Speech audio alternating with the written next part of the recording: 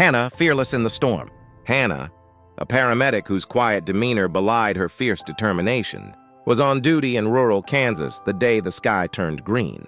The warning sirens screamed their ugly song as a massive tornado, a mile-wide monster of black rage, touched down and began tearing through her town. While the radio squawked evacuation orders and every sane person fled for the safety of their basements, Hanna did the opposite. She didn't run from the chaos. She drove straight toward it. She slammed the gear shift of her ambulance, its lights flashing like frantic beacons, and chased the storm. For the next 18 hours, time ceased to exist. Hanna worked in a world reduced to noise, debris, and urgent necessity. She climbed over fallen power lines, navigated streets choked with rubble, and used her hands to pull people, neighbors, strangers, friends, from the splinters of their shattered homes. She was the steady light in the overwhelming darkness. She set broken bones in the flashes of lightning, whispered calm instructions over the howl of the wind, and bandaged wounds with supplies she pulled from the ruins. She worked on instinct, fueled by adrenaline and the fierce, protective love she held for her community.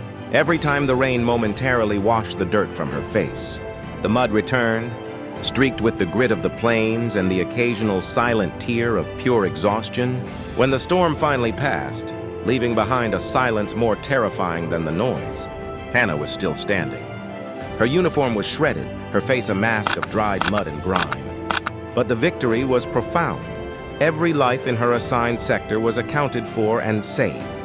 A national reporter, arriving with the first wave of daylight, found her leaning against her mud-caked ambulance. "Weren't you scared?" the reporter asked, holding a microphone toward the exhausted, blonde figure who had faced down the wind's fury. Hanna pushed a stray strand of hair back from her forehead and smiled softly, though her eyes held the heavy memory of the night. "Of course I was," she said, her voice husky. "But courage doesn't mean no fear. It means driving straight into it anyway, because you know your fear isn't the most important thing in that moment."